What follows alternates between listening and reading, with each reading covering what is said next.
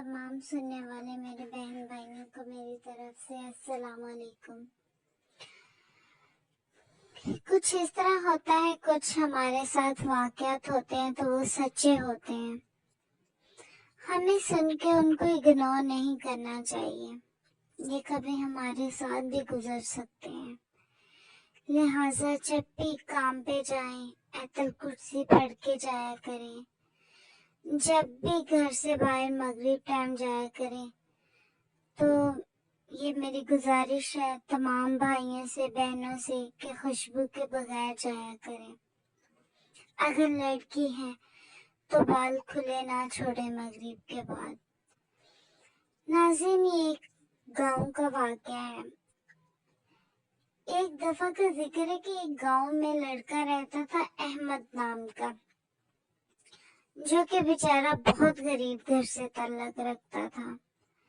अहमद के अलावा दो उसकी फैमिली में भाई थे, दो बहनें थी। अहमद खुद भी मजदूरी करता था, बाप भी मजदूरी करता था, भाई वो भी मजदूरी करता था।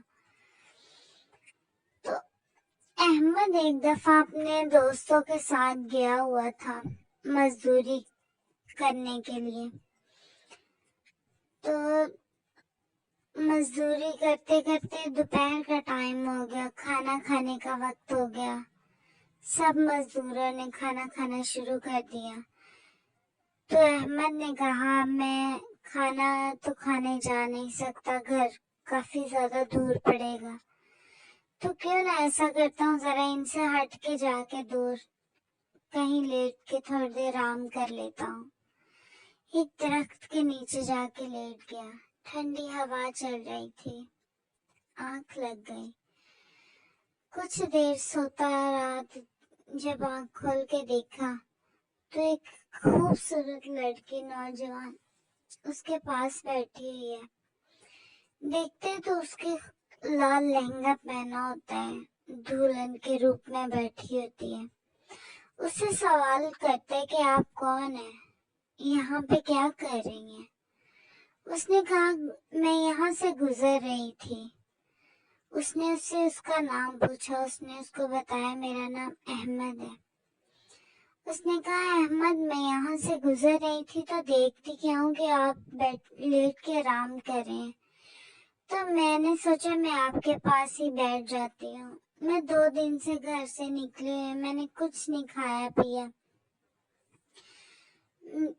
अहमद ने पूछा, ऐसा क्यों है? उसने कहा, मेरी माँ तेली है, वो मेरी शादी जबरदस्ती करवाना चाहती थी, लेकिन वो शख्स बूढ़ा था, मैं उससे शादी नहीं करना चाहती।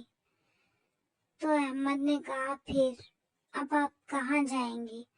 उसने कहा, अल्लाह की इतनी बड़ी जमीन है, कहीं ना कहीं तो चली जाऊंगी।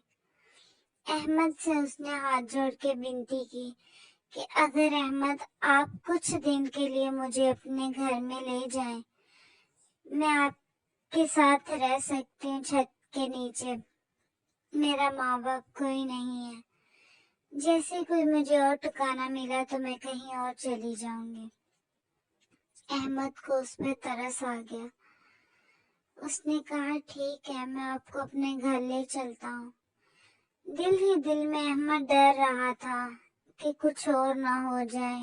ऐसे वाक़यात कई दफा सुने हैं कि रात को बाहरी दुनिया की चीजें सड़कों पे घूम फिर रही होती हैं, लेकिन फिर ये सोच के तसल्ली दे ली कि दिन का टाइम है, ऐसा नहीं हो सकता। उसको लेके अपने घर की तरफ रवाना हो गया। नाज़रीन, अपने घर पहुंचा तो उसने अपनी माँ के साथ सारा वाक़या शेयर किया कि ऐसे मुझे ये लड़की मिली है। तो माँ ने कहा, कोई बात नहीं, जहाँ पे हम रूखी सूखी खा लेते हैं ये भी खा लेगी। उसके माँ बाप ने उसको बिल्कुल शक की नजर से नहीं देखा। अच्छे तरीके से दिन गुजरते रहे। लोगों ने उंगलियां उठानी शुरू कर दी, ये कौन है, कहाँ से आई है, क्या रिश्ता है आपका इससे? तो माँ बाप ने माँ बाप के पास कोई जवाब ना रहा। अहमद रात को आया मजदूर करके।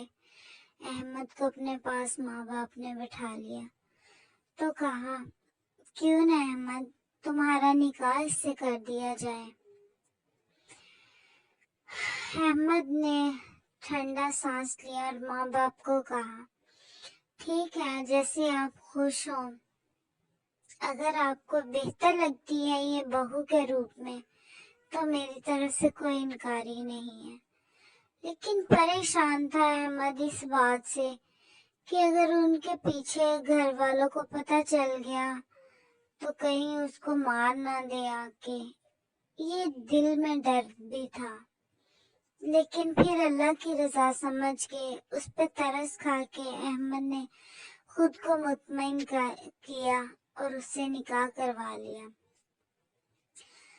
कुछ रोज गुजरे, अच्छे लम्हात गुजर रहे थे तो अहमद ने कहा, क्यों ना आपके घर जाया जाए।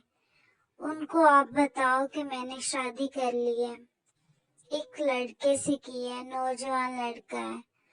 आप अगर मुझसे खुश हैं तो उनको जाके बताएं कि मैं खुश हूँ, वो आपको एक्सेप्ट कर लेंगे। उसने कहा, अहमद ऐसा नहीं हो सकता, वो आपको एक्सेप्ट नहीं करेंगे क्योंकि वो मेरी सौतेली माँ है। अहमद फिर चुप हो गया। ऐसे ही कुछ लम्हात गुजरते रहे। हफ्ते गुजरे, महीने गुजरे। अहमद के घर 2 प्यारी सी बेटियां पैदा हुई जिनकी नीली आंखें थी। घर में खुशहाली थी। 2 बेटियां पैदा होने के बाद कुछ मामला ऐसे होने शुरू हो गए कि जो घर में समझ ही नहीं आती थी। जो कनक घर में रखी होती थी उसमें कभी मिट्टी डल जाती थी, साथ में मिट्टी डाल देते थे। कभी खाना चोरी हो जाता था, कभी घर में से रोटियां गायब हो जाती थी। तो काफी ऐसे मामला गुजरने शुरू हो गए।